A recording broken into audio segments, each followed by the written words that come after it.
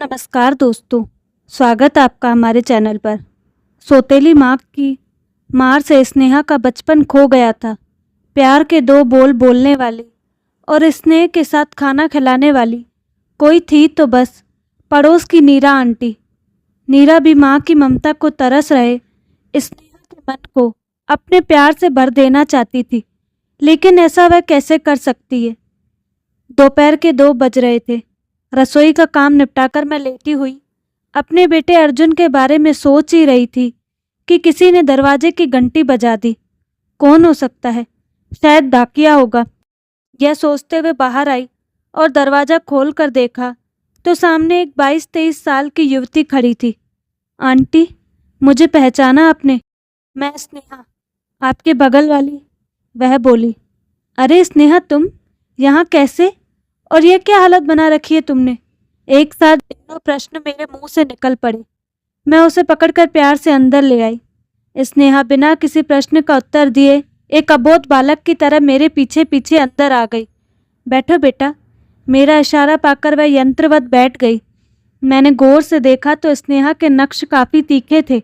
रंग गोरा, बड़ी बड़ी आंखें उसके चेहरे को और भी आकर्षक बना रही थी। यौवन की दहलीज पर कदम रख चुकी स्नेहा का शरीर बस ये समझिए कि हड्डियों का ढांचा भर था।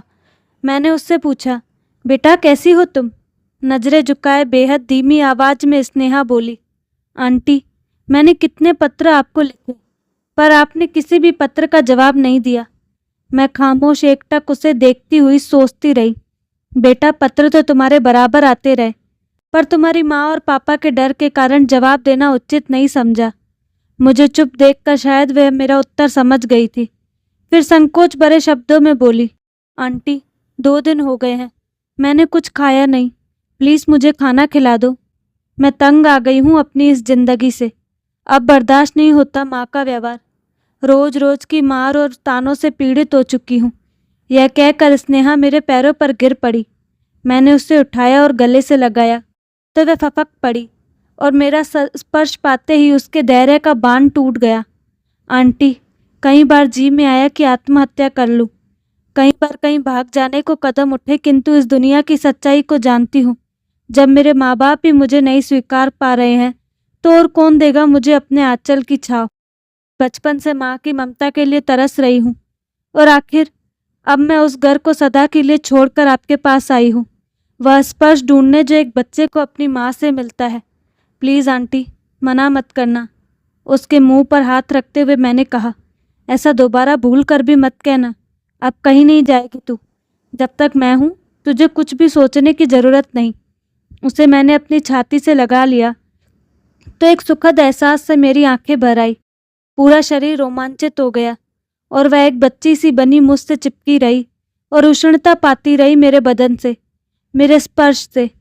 मैं रसोई में जब उसके लिए खाना लेने गई तो जी में आ रहा था कि जाने क्या क्या खिला दूँ उसे।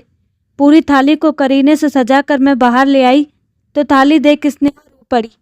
मैंने उसे चुप कराया और कसम दिलाई कि अब वो और नहीं रोएगी। वह धीरे धीरे खाती रही और मैं अतीत में खो गई। बरसों से सहेजी संवेदनाएं प्याज के छिलकों की तरह परत दर परत बाहर निकलने लगी।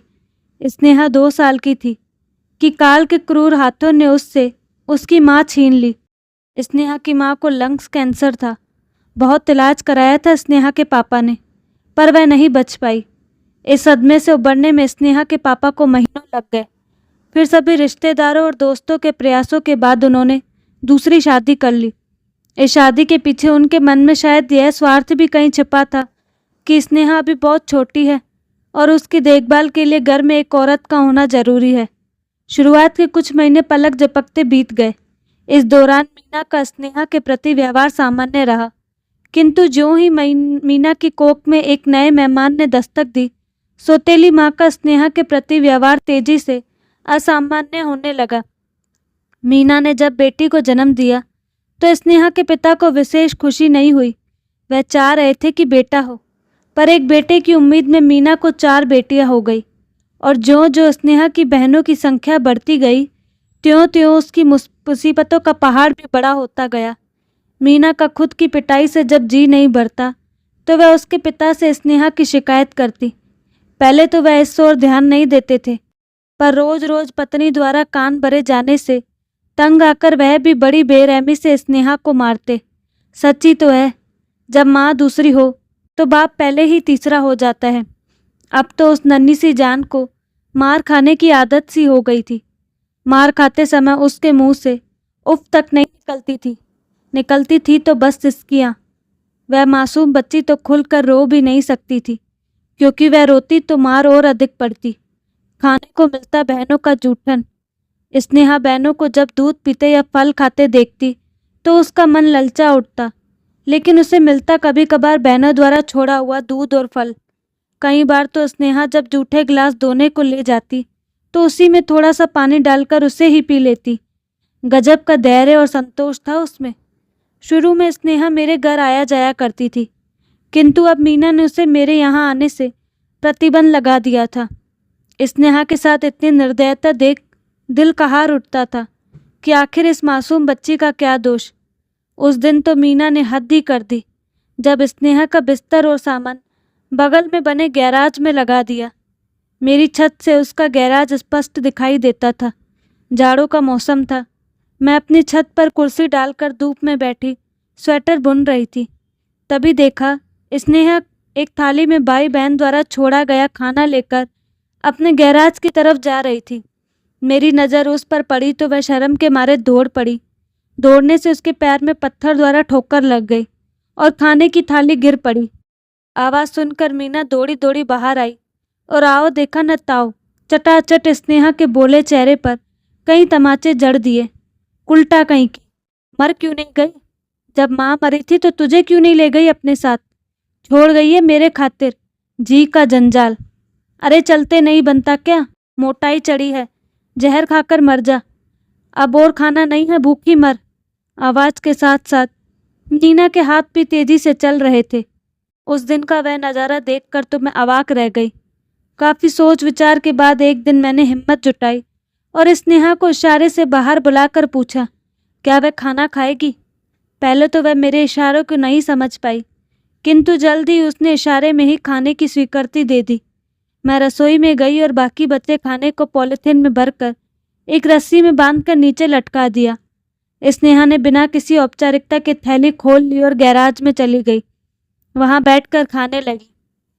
धीरे धीरे यह क्रम सा बन गया कि घर में जो कुछ भी बनता मैं स्नेहा के लिए अवश्य रख देती और मौका देखकर उसे दे देती। उसे खिलाने में जो मुझे एक आत्मसुख सा मिलता था, कुछ ही दिनों में उससे मेरा लगाव बढ़ता गया और एक अजीब बंधन में जकड़ते गए हम दोनों। मेरे भाई की शादी थी। मैं 10 दिन के लिए मायके चली आई, लेकिन स्नेहा की याद मुझे जब तब परेशान करती। खास करके तब और अधिक उसकी याद आती जब मैं खाना खाने बैठती। यद्यपि हमारे बीच कभी कोई बातचीत नहीं होती थी, पर इशारों में ही वह सारी बातें कह देती और मैं समझ लेती। भाई की शादी से जब वापस आकर लौटी तो सीधे छत पर गई। वहां देखा कि ढेर सारे कागज पत्थर में लिपटे हुए पड़े थे। हर कागज पर लिखा था, आंटी आप कहाँ चली गई? कब आओगी? मुझे बहुत तेज भूख लगी है, प्लीज़ जल्दी आओ ना। एक कागज खोला तो उस पर लिखा था, मैंने कल माँ से अच्छा खाना मांगा तो मुझे गरम चिमटे से मारा, मेरा हाथ जल गया, अब तो उसमें घाव हो गया है। मैं कागज के टुकड़े को उठा उठा कर पढ़ रही थी और आंखों से आंसू बह रहे थे। नीचे झाँक कर देखा तो स्नेहा अपनी कुर्सी मेज पर दुबक सी बैठी पढ़ रही थी। दौड़ कर नीचे गई और मायके से लाई कुछ मिठाइयाँ और पूरियाँ लेकर ऊपर आ गई और स्नेहा को इशारा किया। मुझे देख उसकी खुशी का ठिकाना न रहा। मैंने खाने का सामान रस्सी से नीचे उतार दिया। स्नेहा ने झट से डब्बा खोला और बैठकर खाने लगी। तभी उसकी छोटी बहन रिया वहां आ गई और स्नेहा की मिठाइयाँ खाते देख जोर से चिल्लाने ही वाली थी कि स्नेहा ने उसके मुंह पर हाथ रख चुप कराया और उससे कहा, तू भी मिठाई खा ले। रिया ने मिठाई तो खा ली, पर अंदर जाकर अपनी माँ को इस बारे में बता दिया। मीना झट से बाहर आई और स्नेहा के हाथ से डब्बा छीनकर फेंक दिया। बोली, अरे भूखी मर रही थी क्या? घर पर खाने को नहीं है जो पड़ोस से 20 मांगती है? चल जा, अंदर बर्तन पड़े हैं, उन्हें मांस दो। बड़ी आई मिठाई खाने वाली। स्नेहा के साथ साथ मीना मुझे भी बड़ा बुला कहते अंदर चली गई। इस घटना के बाद स्नेहा मुझे दिखाई नहीं दी। मैंने सोचा शायद वह कहीं चली गई है, पर एक दिन जब चने की दाल सुखाने छत पर गई तो एक कागज पत्थर में लिपटा पड़ा था। मुझे समझने में देर नहीं लगी कि यह स्नेहा ने ही फेंका होगा। दाल को नीचे रख कागज खोलकर पढ़ने लगी। उसमें लिखा था, प्यारी आंटी, होश संभाला है तब से मार खाती आ रही हूँ। क्या जिनकी माँ मर जाती है उनका इस दुनिया में कोई नहीं होता? मेरी माँ ने मुझे जन्म देकर क्यों छोड़ दिया इस हाल में? पापा तो मेरे अपने हैं, फिर वह भी मुझसे क्यों इतनी नफरत करते हैं? क्या उनके दिल में मेरे प्रति प्यार नहीं? खैर छोड़िए, शायद मेरा नसीब ही ऐसा है। पापा का ट्रांसफ़र हो गया है। अब हम लोग यहाँ से कुछ ही दिनों में चले जाएंगे। फिर किससे कहूँगी अपना दर्द? आपकी बहुत याद आएगी। काश आंटी आप मेरी माँ होती। कितना प्यार करती है मुझको। तबीयत ठीक नहीं है, अब ज़्यादा लिख नहीं पा रही हूँ। समय धीरे धीरे बीतने लगा। अक्सर स्नेहा के बारे में अपने पति विनय से बातें करती तो वह गंभीर हो जाया करते। इसी कारण मैं इस बात को कभी आगे नहीं बढ़ा पाई। स्नेहा को लेकर मैं काफ़ी ऊहा-पोह में रहती थी, किंतु समय के साथ साथ उसकी यादें धुंधली पड़ने लगी। अचानक स्नेहा का एक पत्र आया, फिर तो यदा-कदा उसके पत्र आते रहे, किंतु एक अज्ञात भय से मैं कभी उसे पत्र नहीं लिख पाई और ना ही सहानुभूति दर्शा पाई। अचानक कटोरी गिरने की आवाज़ से मैं अतीत की यादों से बाहर निकल आई। देखा, स्नेहा सामने बैठी है। उसके हाथ कँपकँपा रहे थे, शायद इसी वजह से कटोरी गिरी थी। मैंने प्यार से कहा, कोई बात नहीं बेटा। फिर उसे अंदर वाले कमरे में ले जाकर अपनी साड़ी पहनने को दे दी। बसंती रंग की साड़ी उस पर खूब फब रही थी। उसके बाल संवारे तो अच्छी लगने लगे।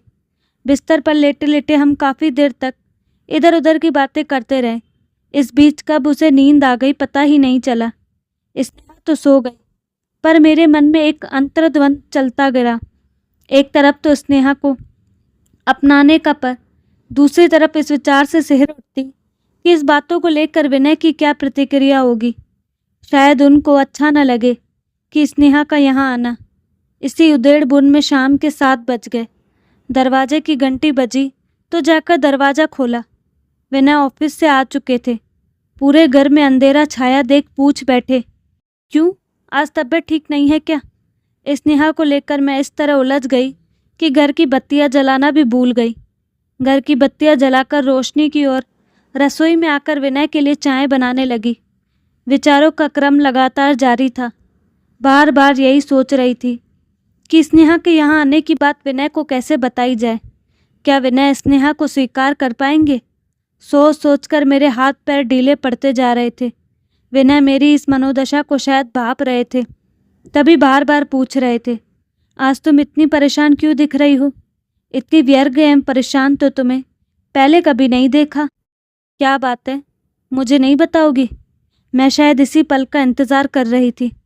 उचित मौका देखकर मैंने बड़े ही सधे शब्दों में कहा, स्नेहा आई है। मेरा इतना कहना भर था कि विनय गंभीर हो उठे। घर में एक मौन पसर गया।